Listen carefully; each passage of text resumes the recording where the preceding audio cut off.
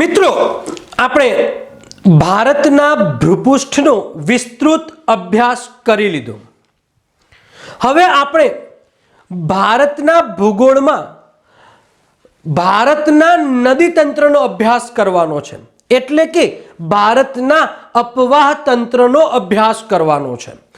મિત્રો, ભારત વિશ્વમાં એક એવો દેશ છે કે આ દેશમાં નદીઓને માતા તરીકે સંબોધવામાં આવે છે.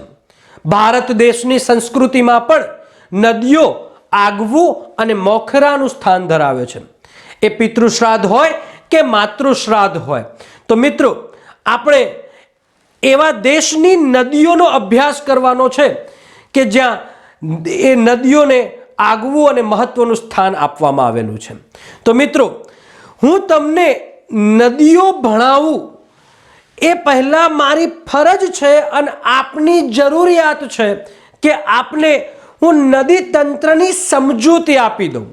તો મિત્રો, સમય ન બગાડતા આપને નદી તંત્રની પ્રથમ સમજૂતી આપી દઉં છું. મિત્રો, ભૂગોળમાં જ્યારે આપણે નદીઓ ભણવા જઈ રહ્યા છે એ પહેલા નદી તંત્રને ભણવું ફરજિયાત છે. નદી તંત્રને ભણતા પહેલા આપણે મિત્રો બે શબ્દો સમજવા મહત્વના છે. એક શબ્દ છે અપવાહ અને બીજો શબ્દ છે અપવાહ તંત્ર.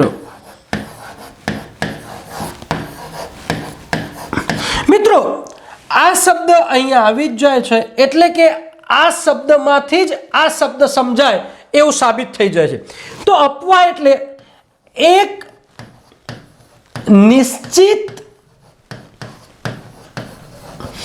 નદીના માધ્યમથી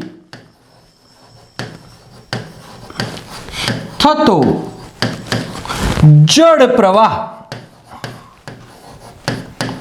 એટલે કે અપવાહ, એટલે કે ડ્રેનેજ કહે છે. બસ મિત્રો, અહીંયા એનું તંત્ર સમજવાનું છે, એટલે કે સીધો ને સરળ આ જશે અને અહીંયા બહુવચન નદીઓના. ઓકે, સમજો મિત્રો, નિશ્ચિત નદીઓના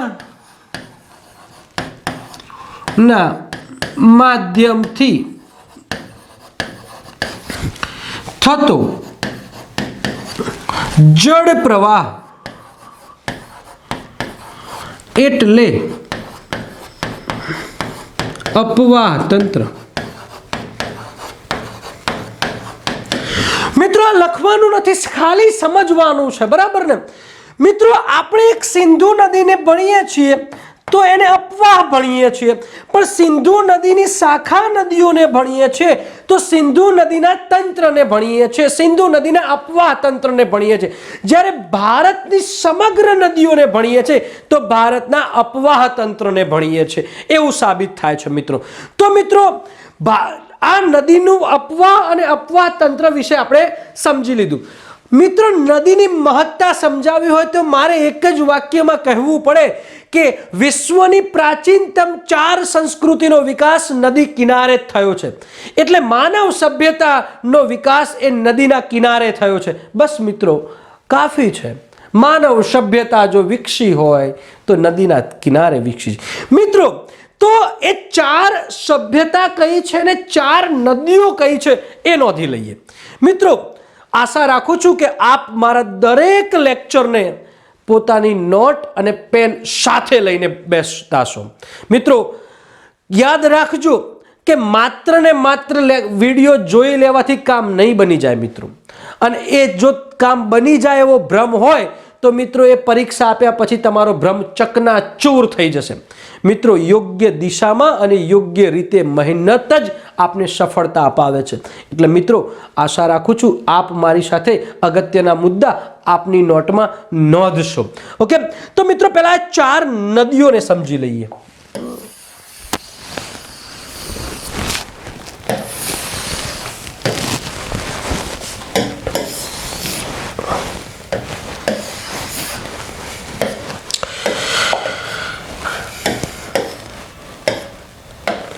તો મિત્રો પ્રથમ સંસ્કૃતિ છે પ્રાચીન સંસ્કૃતિ, અને અહીંયા નદી. પ્રથમ છે સિંધુ ખીણની સંસ્કૃતિ.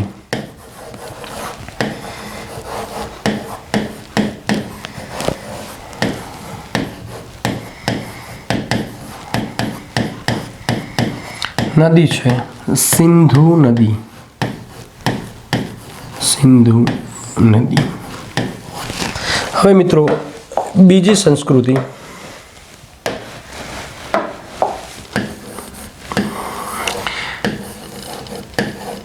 ચીનની સંસ્કૃતિ.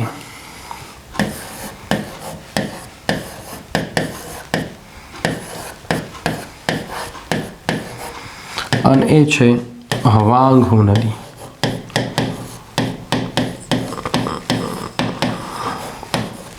આને મિત્રો પીળી નદી, યલો રિવર્સ પણ કહે છે. ત્રીજી સંસ્કૃતિ છે મિત્રો ઇજિપ્તની સંસ્કૃતિ.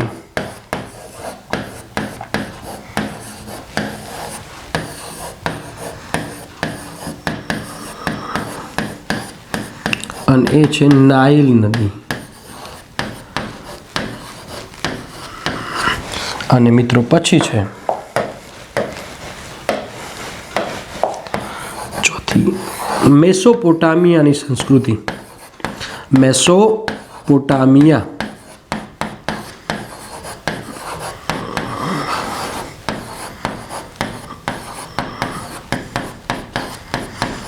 એ છે ટિગ્રીસ અને યુફ્રેટિસ. મિત્રો આ પોતાની નોટમાં ક્યાંક લખી રાખજો. ક્યારેક સરકાર પૂછે લે સંસ્કૃતિઓને નદી તો કામ આવી જાય. સિંધુ ખીણની સંસ્કૃતિ સિંધુ નદીના કિનારે, ચીનની સંસ્કૃતિ હવાંગહો એટલે કે પીળી નદીના કિનારે, ઇજિપ્તની સંસ્કૃતિ નાઇલ નદીના કિનારે, મેસોપોટામિયાની સંસ્કૃતિ ટિગ્રીસ અને યુફ્રેટિસ નદીના કિનારે. હવે મિત્રો હું તમને એક એક નદી ભણાવું વિસ્તૃત, બરાબર? એ નદીઓના તંત્રને વિસ્તૃત ભણાવું એ પહેલા મિત્રો નદીઓના તંત્રના પ્રકાર છે. હજી સુધી સરકારે પરીક્ષામાં પૂછ્યા નથી, પરંતુ મિત્રો આપણી તો ફરજ છે કે આપણે વિસ્તૃત ભણવું. અને મિત્રો એ પ્રકાર ભણી લીધા હશો તો કઈ નદી કયા પ્રકારે વહે છે એ તમને સમજણ પડી જશે. તો મિત્રો મુખ્ય જે કદાચ પરીક્ષામાં પૂછાય એવા પ્રકારો હું તમને સમજાવી દઉં છું, અને પછી મિત્રો નેક્સ્ટ આપણે નદીઓને વિસ્તૃત સમજીશું. તો નદીઓના પ્રકારને આપણે સમજી લઈએ. અહીંયા મિત્રો એક છે વૃક્ષાકાર. હવે અહીંયા સીધો છે કે નામ એવો આકાર, બરાબર ને? અહીંયા વ્યાખ્યા સમજી લો. મુખ્ય નદીને સહાયક નદીઓ લઘુકોણમાં, કેવા લઘુકોણમાં મળે છે, અને એ સહાયક નદીની ડાળીઓ પણ વૃક્ષની ડાળીઓની માફક લઘુકોણમાં મળે છે. એવા તંત્રને વૃક્ષાકાર નદી તંત્ર તરીકે ઓળખવામાં આવે છે. લખી દઉં મિત્રો, મુખ્ય નદીને તેની સહાયક નદીઓ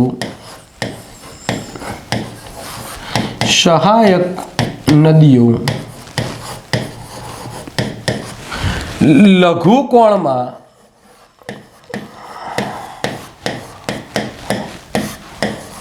મળે છે. અને સહાયક નદીઓને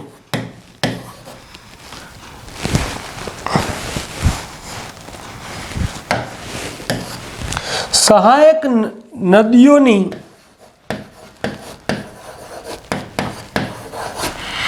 ઉપસહાયક નદીઓ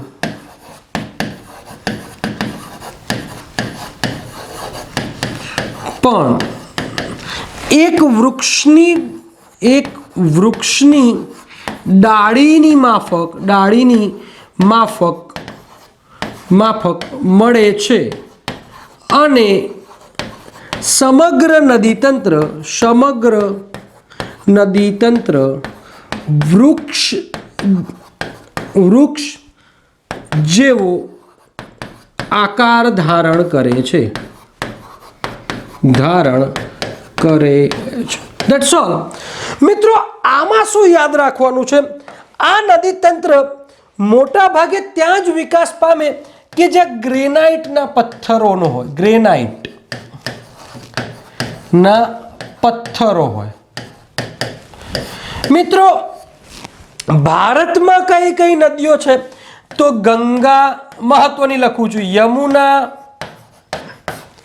કૃષ્ણા કાવેરી તો આ નદી તંત્રમાં શું યાદ રાખવાનું છે લઘુકોણ અને ગ્રેનાઇટ પથ્થરો બીજું કંઈ મહત્વનું નથી નેક્સ્ટ પ્રકારને આપણે સમજી લઈએ જાડી આકાર મિત્રો નામ પ્રમાણે જ ગુણ છે એટલે બહુ મથામણ નથી મિત્રો આને સમજી લઈએ હવે મુખ્ય નદી છે એની શાખા નદીઓ એ સમાંતર વહે છે જોયું મિત્રો સમાંતર વહે છે અને આ સમાંતર વહેતા એની ઉપશાખા નદીઓ અને શાખા નદીઓ જ્યારે મળે છે ત્યારે કાટખૂણે મળે છે કેવી રીતે મળે છે કાટખૂણે પેલા લઘુકોણમાં મળતી હતી આ કેવા મળે છે કાટખૂણે મળે છે બરાબર ને મિત્રો જોયું તમે તો બસ જે નદી તંત્રમાં એની શાખા નદીઓ કાટખૂણે મળે તે નદી તંત્રને જાડી આકાર નદી તંત્ર કહેવામાં આવે છે ખાલી એ નોંધ લઈ લઈએ હિમાલય ઉપરનું નદી તંત્ર હિમાલયની ઉપરનું નદી તંત્ર અને દક્ષિણ અમેરિકાના એપ્લેશિયન પર્વતનું નદી તંત્ર એપ્લેશિયન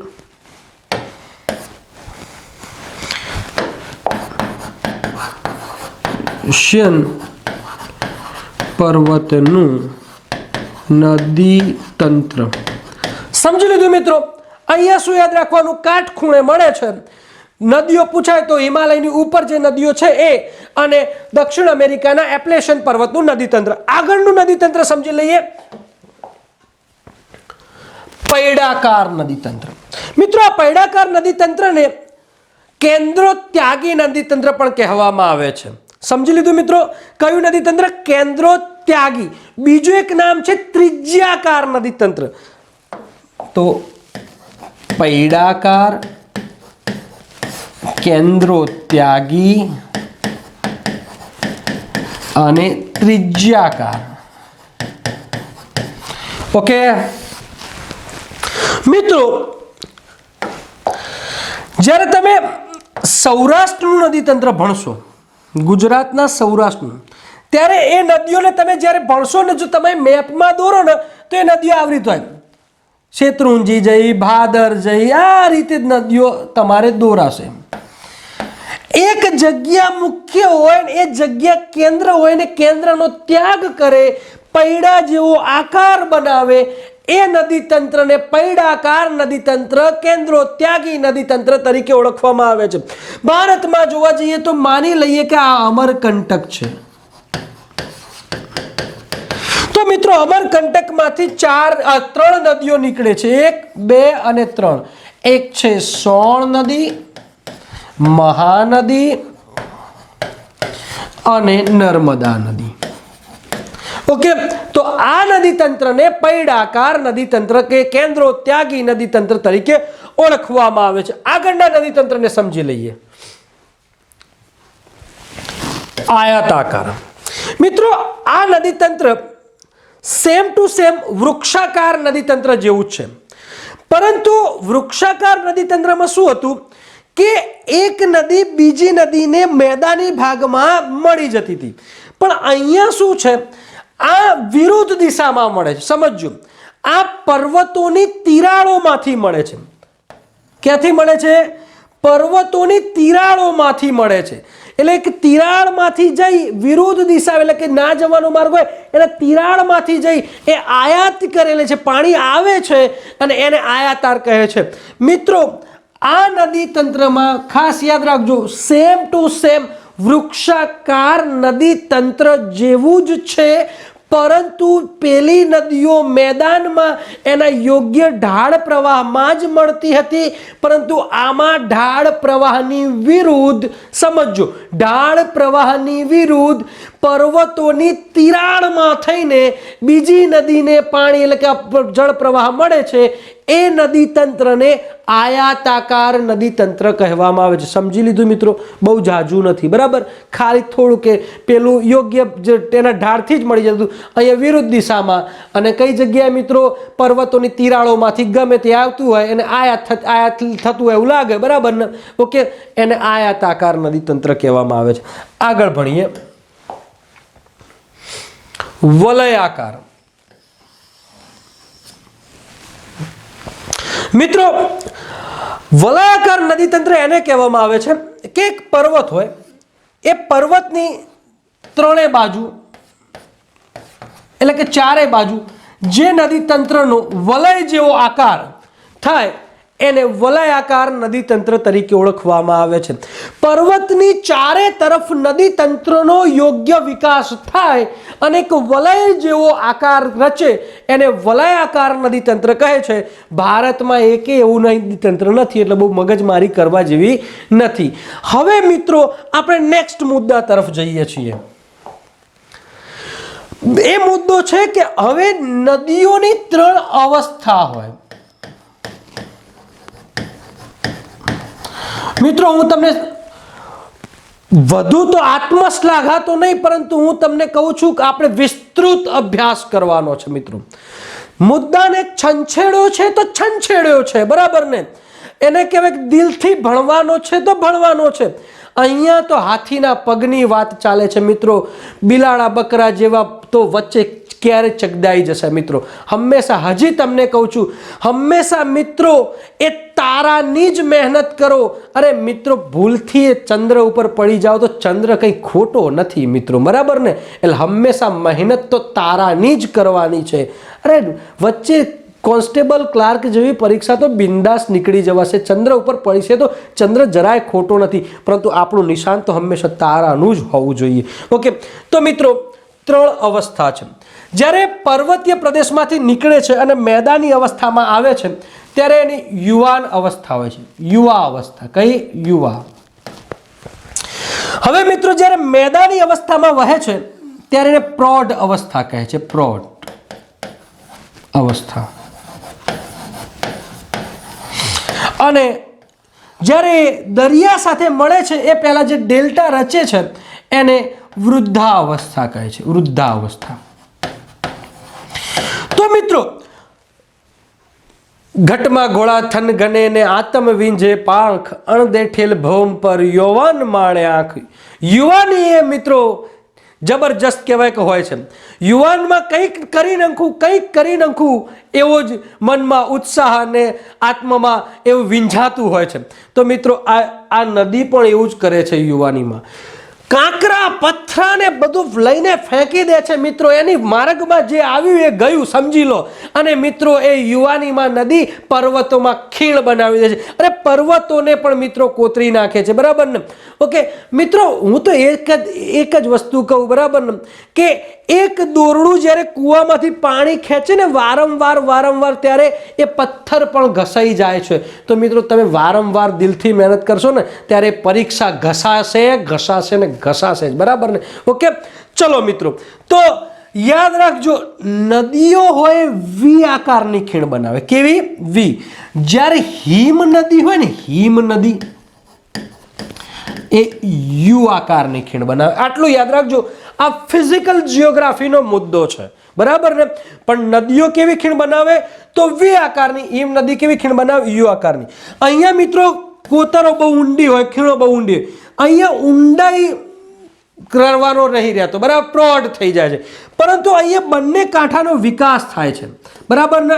અહીંયા કાંઠાનો વિકાસ કરે છે પ્રૌઢ અવસ્થામાં. અને મિત્રો વૃદ્ધા અવસ્થામાં તો કોઈ વિકાસ નથી હોતો. એકદમ નદીઓ ધીમી પડી જાય છે. અને એ ધીમી નદીઓ પડી જાય છે એટલે મિત્રો ચારે તરફ ફેંચકાય છે. અને મિત્રો એ પ્રૌઢ કહેવાય વૃદ્ધાવસ્થામાં ડેલ્ટાનું નિર્માણ કરે છે. શેનું નિર્માણ કરે છે? ડેલ્ટાનું નિર્માણ કરે છે. નિર્માણ. ઓકે, તો મિત્રો 3 અવસ્થા તમે નદીઓની સમજી લીધી. પ્રથમ અવસ્થા તમે સમજી લીધી હશે, યુવા અવસ્થા. જ્યારે પર્વતીય પ્રદેશમાંથી જ્યારે મેદાની પ્રદેશમાં જ્યારે નદી આવે છે ત્યારે એને યુવા અવસ્થા કહેવામાં આવે છે.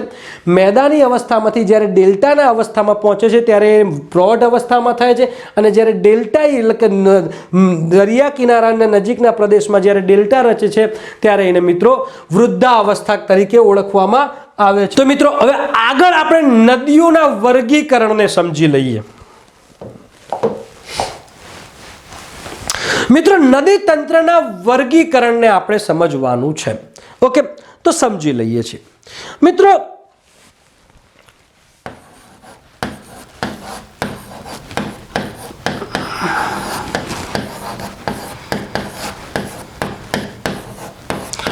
મારી સાથે લખતા જજો. ભારતના નદી તંત્રનું વર્ગીકરણ મિત્રો 3 રીતે કરી શકાય છે. એક તો એના જળ સ્ત્રોતના કારણે, બીજું છે એના બેસિન ના કારણે, અને ત્રીજું છે ઉદ્ભવના કારણે. મિત્રો પ્રથમમાં શું છે કે એ નદીઓનું પાણી કઈ જગ્યાએ ફેંકે છે એના આધારે. બીજું શું છે? એ નદીઓનો બેસિન એટલે કે એનો પટ્ટો, એનો વિસ્તાર કેવો છે એના આધારે. અને એ નદીઓ ઉદ્ગમના આધારે ભારતમાં નદી તંત્રનું વર્ગીકરણ થઈ શકે છે. તો મિત્રો આપણે પ્રથમ જળ સ્ત્રોતમાં શું આવશે? તો અરબ સાગર અને બંગાળાની ખાડી. મિત્રો ભારતની નદીઓ એ અરબ સાગરમાં ક્યાં વિલીન થાય છે, કાં તો બંગાળાની ખાડીમાં વિલીન થાય છે. તો એના આધારે આપણે વર્ગીકરણ કરી શકીએ કે બંગાળાની ખાડીમાં જતી નદીઓ અને અરબ સાગરમાં જતી નદીઓ. મિત્રો બંગાળાની ખાડીમાં નદીઓ 77% પાણી છે, બરાબર, અને અહીંયા 23%. અહીંયા મિત્રો બેસિનના આધારે એના 3 છે. એક મુખ્ય નદી બેસિન, મધ્યમ નદી બેસિન અને લઘુ નદી બેસિન. હવે મુખ્ય નદી બેસિનમાં એને કયો ક્રાઇટેરિયા આપ્યો એ સમજી લઈએ. તો મુખ્ય નદી બેસિનને કીધું 20,000 ચોકીમી જે બેસિન ધરાવે એને મુખ્ય નદી બેસિન કહેવામાં આવે. એવી મિત્રો 14 નદીઓ છે. કેટલી છે? 14 નદીઓ. મધ્ય નદી બેસિનમાં 20,000 થી 20,000 એવી મિત્રો 44 નદીઓ છે. અને લઘુ નદી બેસિનમાં 2,000 ચોકીમીથી ઓછું એવી મિત્રો 55 નદીઓ છે. એટલે 5 ને 4 9, 9 ને 4 13, 13 નો પડ્યો તગડો, વધી આવી 1, 5 ને 4 9, 9 ને 1 10, 10 ને 1 11, 113 નદીઓ થાય છે બેસિનના આધારે. અને ઉદ્ભવના આધારે હિમાલયમાંથી ઉદ્ભવ થતી હિમાલય અને દ્વીપકલ્પીય ઉચ્ચ પ્રદેશમાંથી ઉદ્ભવ. બસ મિત્રો, ભારતના નદી તંત્રનું વર્ગીકરણ આ 3 રીતે આપણે કરી શકીએ છીએ. પ્રથમ છે એને જળ સ્ત્રોત, એનો જળનો સ્ત્રોત જળ જ્યાં સ્રાવ કરે છે, જળ જ્યાં વિલીન થાય છે એ જળના કારણે. બીજું બેસિનના આધારે, અને ત્રીજું એના ઉદ્ભવના આધારે. જો જળ જ્યાં વિલીન કરે છે એમાં જોવા જઈએ તો ભારતની નદીઓ અરબ સાગરમાં અને બંગાળની ખાડી, આ 2 છે સમુદ્ર, ત્યાં પોતાનું જળ ઠાલવે છે. તો ભારતની નદીઓમાંથી 77% જળ છે એ બંગાળની ખાડીમાં ઠલવાય છે, અને મિત્રો 23% જળ છે અરેબિયન સીમાં ઠલવાય છે. બીજું કે બેસિનના આધારે જોવા જઈએ તો 3 પ્રકાર છે: મુખ્ય નદી બેસિન, મધ્યમ નદી બેસિન અને લઘુ નદી બેસિન. મુખ્ય નદી બેસિનને 20,000 ચોરસ કિમીથી જે વધુ બેસિન ધરાવે છે એ નદીઓને મુખ્ય નદી બેસિનમાં સમાવેશ કર્યો છે. ભારતમાં એવી 14 નદીઓ છે. કેટલી નદીઓ છે? 14, જેને મુખ્ય નદી બેસિનમાં. મધ્યમ નદી બેસિનમાં એટલે કે મધ્યમ ક્ષેત્રમાં એવી નદીઓનો સમાવેશ થયો કે જ્યાં 2,000 થી લઈ 20,000 ચોરસ કિમીમાં એનું બેસિન હોય. તો મિત્રો એમાં 44 નદીઓનો સમાવેશ છે. અને લઘુ નદી બેસિનમાં 2,000 થી ઓછું ચોરસ કિમી ધરાવતી હોય એ લઘુ, તો એવી મિત્રો 55, કુલ 113 નદીઓનું વિભાજન થઈ શક્યું છે. ઉદ્ભવના આધારે હિમાલયમાંથી ઉદ્ભવ થતી નદીઓ અને દ્વીપકલ્પીય ઉચ્ચ પ્રદેશમાંથી ઉદ્ભવ થતી નદીઓ. જેમ કે હિમાલયમાંથી ઉદ્ભવ થતી નદીઓમાં ગંગા, સિંધુ અને બ્રહ્મપુત્રા મુખ્ય છે. એવી જ રીતે દ્વીપકલ્પીય ઉચ્ચ પ્રદેશમાંથી ઉદ્ભવ થતી નદીઓમાં ગોદાવરી, કૃષ્ણા, કાવેરી, તુંગભદ્રા જેવી નદીઓ એ મહત્વનું છે. તો મિત્રો આપણે આ નદીઓના વર્ગીકરણને આપણે સમજી લીધું, બરાબર ને? હવે નેક્સ્ટ આપણે મિત્રો આખા નદીના તંત્રને સમજવાનું છે. માની લઈએ કે આપણે સિંધુ નદી ભણ્યા, તો સિંધુ નદી આપણો ટાર્ગેટ હશે, પરંતુ એની શાખા નદીઓનો પણ આપણે ટાર્ગેટ રાખવાનો છે. ગંગા નદીને આપણે ભણીએ છીએ તો ગંગા નદી સાથે એની શાખા નદીઓ પણ ભણવાની. કેમ? તો જીપીએસસીના જે પેપર સેટર છે હવે થોડાક એક્સ્ટ્રા ઓર્ડિનરી થઈ ગયા છે. પ્રશ્ન કંઈક અલગ રીતે પૂછે છે. ગંગાને મળતી ડાબી તરફની નદીઓ નીચેનામાંથી કઈ નથી, કાં તો કઈ છે? મોટા ભાગે નથી જ પૂછે, એટલે આપણે એકમાં ગોથા ખાઈ જઈએ. કાં તો ગંગાને મળતી નદીઓનો ક્રમ, પહેલા કઈ મળે, બીજી કઈ મળે, ત્રીજી કઈ મળે, ત્યાં ધંધે લાગીએ. ગંગાને મળતી નદીઓમાં એના કહેવાય કે લંબાઈ પ્રમાણે ગોઠવો, કઈ મોટી છે પછી એના પછી કઈ. એટલે મિત્રો પેપર સેટર હવે અદ્ભુત છે, બરાબર ને? એટલે આપણે જ્યારે કોઈ નદી તંત્ર ભણીએ, માની લઈએ કે સિંધુ નદી તંત્ર ભણીએ છીએ, ત્યારે સિંધુ નદી તંત્રની સાથે આપણે ઝેલમ, ચિનાબ, રાવી, બ્યાસને પણ દોરીશું, પરંતુ સાથે સાથે એની મહત્વની શાખા નદીઓને વિશેષ રીતે પણ ભણીશું. એટલે કે સિંધુ નદી ભણ્યા પછી એ સાથે ઝેલમ દોરીશું ખરા, પરંતુ ઝેલમને અલગથી પણ ભણીશું. એટલે મિત્રો આપણું નદીતંત્ર સરસ અને મસ્ત રીતે થશે. અને મિત્રો નદીતંત્રમાંથી પ્રશ્ન પૂછાશે તો આપ સરળતાથી લખી શકશો. મિત્રો આ પાઠ એ મારા રસનો પાઠ છે, મારો કહેવાય કે સૌથી શોખનો પાઠ છે. મારો નદીઓ ભણાવી મારો શોખ છે મિત્રો. તો હું દિલથી ભણાવીશ આપને. મિત્રો આશા રાખું છું કે આપ દિલથી નોટ પણ બનાવજો. હવે પછીના લેક્ચરમાં આપણે હિમાલયની નદીઓને ભણવાની શરૂઆત કરીશું. પ્રથમ આપણે સિંધુ નદી લઈશું.